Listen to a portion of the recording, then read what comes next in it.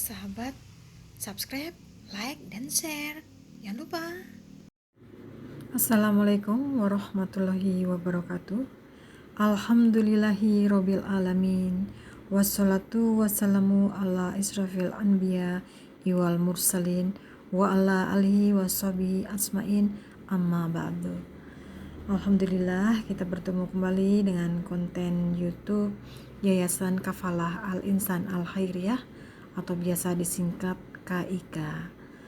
Kita akan membahas dengan tema menguak syair cinta Sunan Gunung Jati dengan putri dari Cina dalam perjalanannya menyebarkan agama Islam. Dikisahkan Sunan Gunung Jati jatuh cinta pada putri Ong Tien Nio saat berkunjung ke Nanking, China.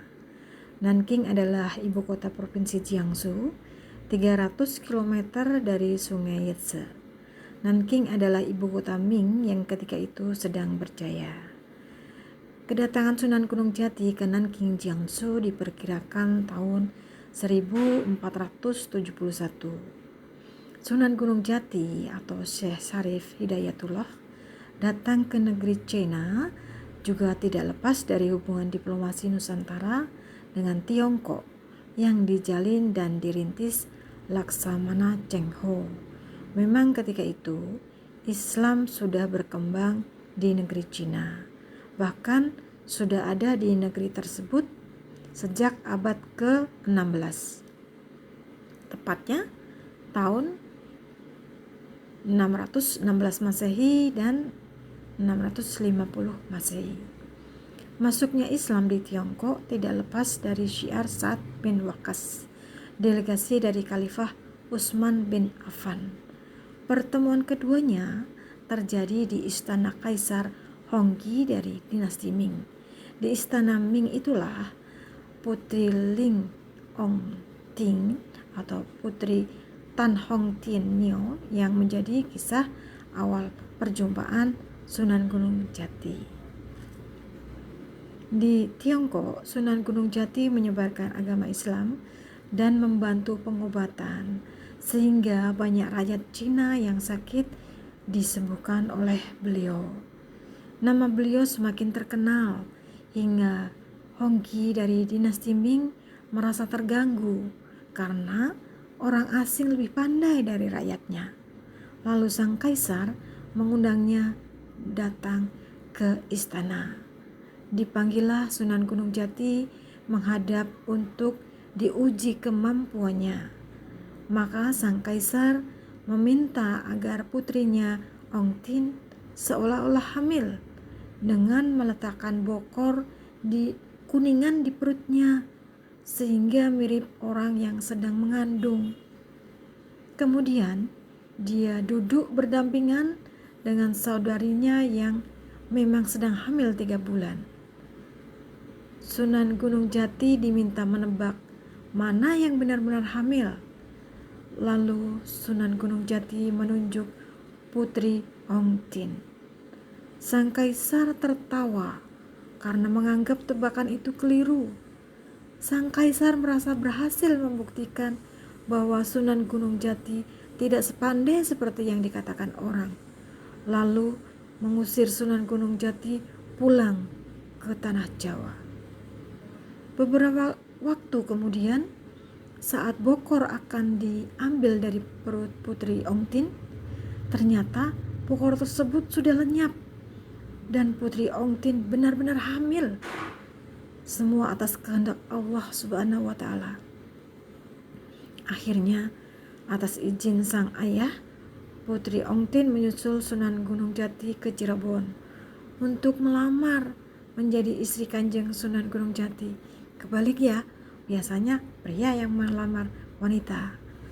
Kedatangan Putri Ong Tin dikawal oleh ribuan pengawal kerajaan dari dinasti Ming. Putri Ong Tin pun menyatakan perasaan cinta dan kekagumannya atas kesaktian Sunan Gunung Jati. Singkat cerita, setelah Putri Ong Tin beserta para pengawalnya masuk Islam, keduanya pun menikah. Pernikahan keduanya terjadi pada tahun 1540. Tidak berselang lama, Putri Ong Tin hamil dan melahirkan. Namun saat bayinya belum genap berusia 1 tahun, meninggal dunia. Pernikahan tersebut hanya bertahan selama 2 tahun, karena Putri Ong Tin pun akhirnya meninggal dunia di usianya yang ke-23 tahun. Masih muda sekali ya. Karena besarnya cinta Sunan Gunung Jati kepada istrinya, beliau memberi gelar nama Ratu Laras Sumanding, yang artinya meski sudah meninggal dunia, jiwanya selalu bersanding di sisi beliau. Makamnya di Komplek Pemakaman Gunung Sembung. Pasukan Putri Ong Tin tersebar sampai ke Kuningan dan Indramayu.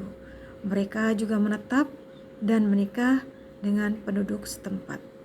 Putri Ong Tin meninggalkan sejumlah benda bersejarah yang kini disimpan di Museum Pusaka Keraton Kasepuhan Kota Cirebon. Peninggalannya seperti keramik, mangkok besar atau ming, gerakan tempat jamu, dan lain-lain.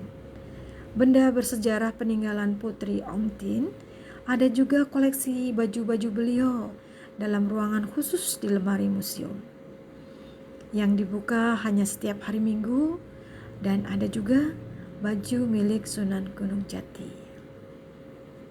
Ketika Ramadan, ada 2 wasiat Sunan Gunung Jati yang patut dan harus selalu kita ingat, yaitu beliau menyampaikan, ingsun titip tajuk lan fakir miskin, yang artinya saya titip tajuk atau sejenis musola atau langgar yang dipergunakan sebagai tempat untuk mengaji dan fakir miskin. Lewat wasiat tersebut, Sunan Gunung Jati berpesan, umat Islam secara umum senantiasa menjaga, memelihara, diopeni tajuk dan fakir miskin sepeninggal beliau. Dengan kata lain, jangan sampai keduanya diterlantarkan.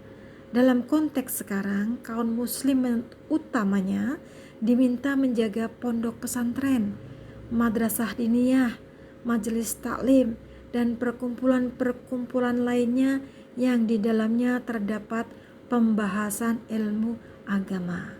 Demikian pula istilah fakir miskin adalah terutama para santri atau pelajar yang sedang menimba ilmu dan memerlukan bantuan demi kelangsungan studinya. Artinya, terhadap tempat-tempat untuk mengaji sekaligus para santrinya, Sunan Gunung Jati menitipkan keduanya supaya umat Islam sepeninggal beliau wafat ikut merawat, membantu, dan menjaga kelestariannya.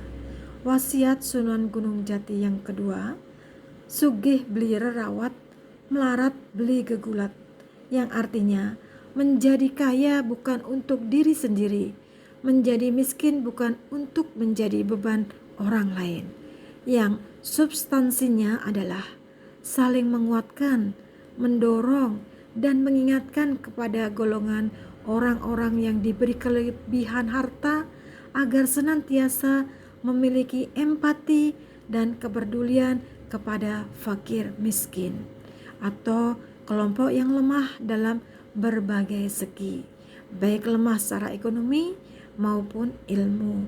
Dalam hal ini dimaknai agar kaum muslimin menjaga kewajiban sholat sebagai perwujudan dari perlambang memelihara tajuk atau tempat ibadah. Juga kewajiban berzakat sebagai perwujudan kepedulian dan empati kepada kaum fakir miskin.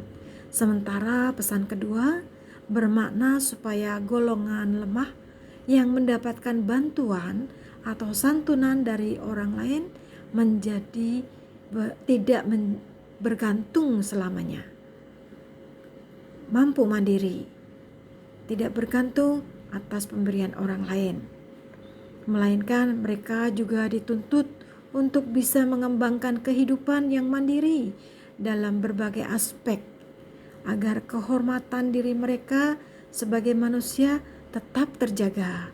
Jadi tidak mengandalkan menunggu pemberian bantuan dari orang lain meskipun dalam keadaan yang fakir miskin. Demikian, semoga bermanfaat dan dapat kita ambil iktibar dari uraian kisah ini. Wabillahi taufiq wal hidayah. Wassalamualaikum warahmatullahi wabarakatuh. Sampai bertemu pada konten KIK selanjutnya. Jangan lupa subscribe, like, dan share.